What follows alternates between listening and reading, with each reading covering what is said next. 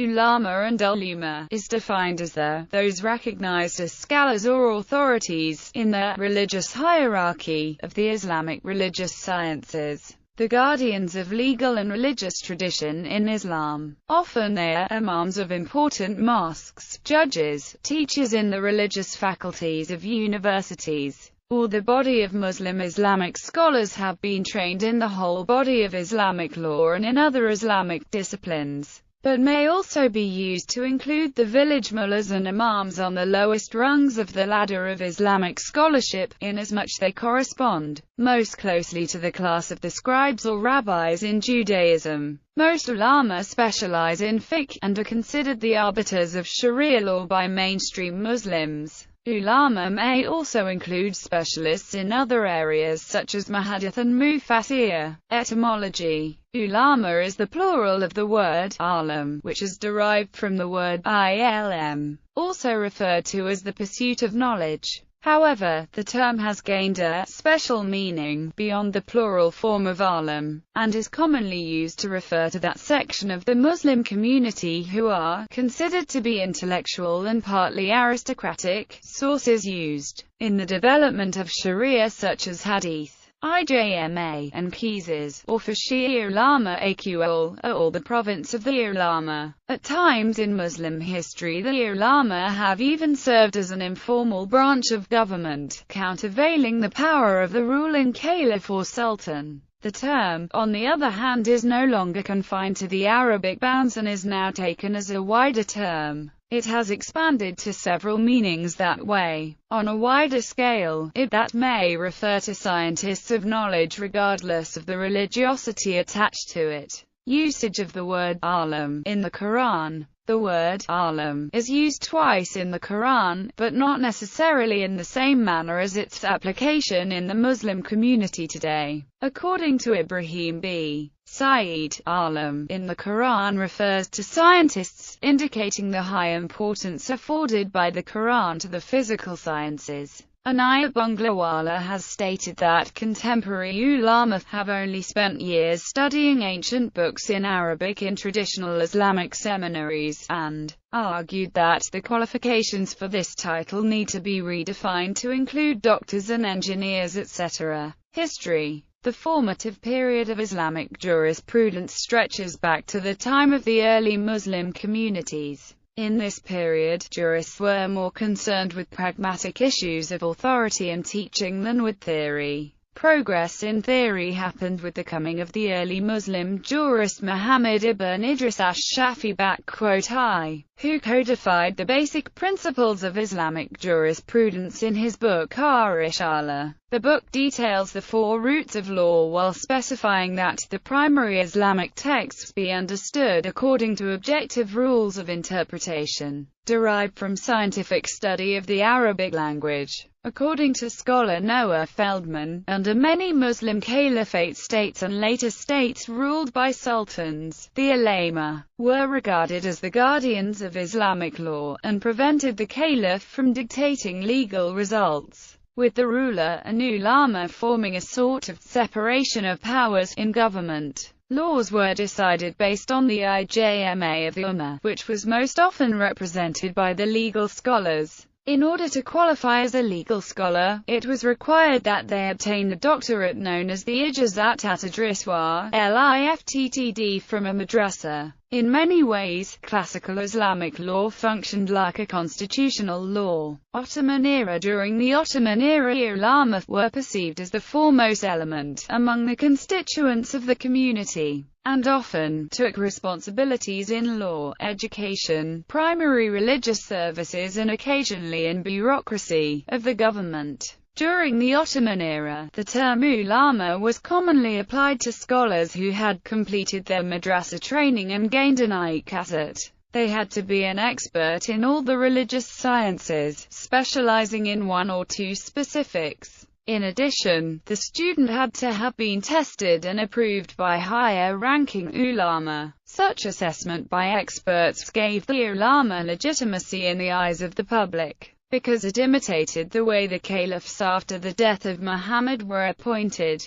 In 14th and 15th century Ottoman Empire, there were not many madrasas. and so the ulama traveled to countries such as Persia and Egypt to further their education. Upon the conquering of Istanbul, however, the Sultan converted 8 churches into madrasas and placed 8 of the best ulama as the heads. The ulama in the Ottoman Empire had a large influence over politics because it was believed that secular institutions were all subordinate to religion. The ulama were emblems of religious piety, therefore rendering him powerful over state affairs. Ulama worked as priest-like authorities who had the role of interpreting and enforcing Islamic Sharia law. These jobs were distributed amongst 2 types of ulama: muftis, who interpreted Sharia law, and the qadi, who enforced Sharia law. The Ottomans had a strict hierarchy of ulama, with the Sheikh al-Islam holding the highest rank. A Sheikh al-Islam was chosen by a royal warrant amongst the qadis of important cities.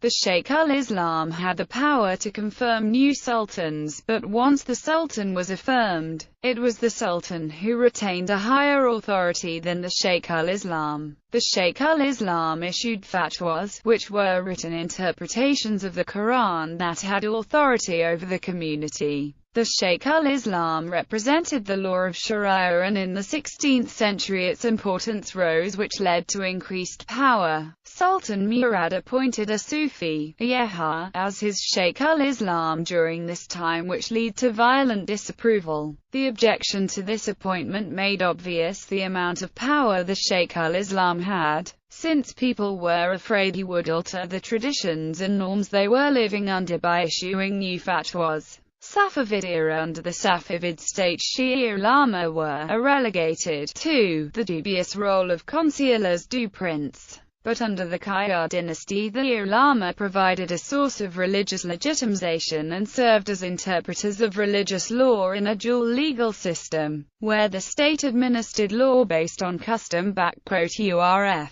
Post-Caliphate, the 19th and 20th centuries were marked by a considerable loss of authority and influence of the ulama in most Islamic states. Many secular Arab governments attempted to break the influence of the ulama after their rise to power. Religious institutions were nationalized and the system of waqf, religious donations, which constituted the classical source of income for the ulama, was abolished. Indonesia, in contrast, began witnessing a revival of ulama activity which culminated in 1926 in the founding of the Nahdlatul Ulama, today one of the world's largest Muslim organizations. In 1961, Gamal Abdel Nasser put the Al-Azhar University, one of the highest Islamic intellectual authorities, under the direct control of the state. Azharis were given military uniforms and found themselves marching in step under the orders of army officers. In Turkey, the traditional dervish tekkes and Islamic schools were dissolved and replaced by state-controlled religious schools in the 1950s and 1960s.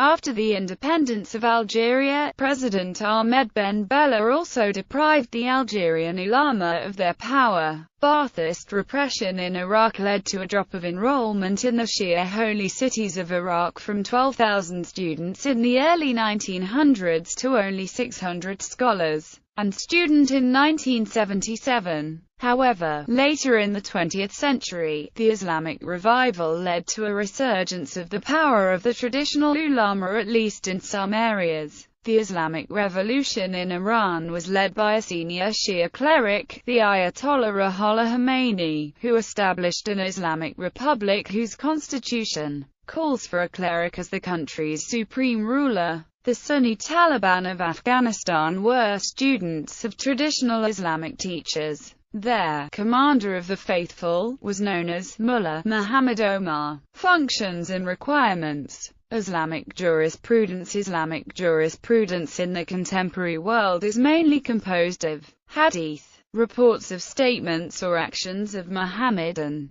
tafsir, explanation and interpretations of the Quran. Teaching. Ulama study at Islamic religious schools, madrasas, where they also teach students about Islam and other areas of study. By the end of their education, they acquire an ijazah, an academic degree in Islamic law and jurisprudence. a practice that dates back to the first several centuries of Islam. Ulama also hold seminars where they give lectures and speeches about the area of Islam in which they specialize. Judicature in certain Muslim countries, like Saudi Arabia and United Arab Emirates, where there are Sharia courts, Islamic clergy become judges. Therefore, one of the jobs of ulama is the interpretation and maintenance of Islamic law in such places. Advisory in some countries like Saudi Arabia, Islamic clergy fulfill the role of counsel for the king. There are also jobs for them in various governmental institutions.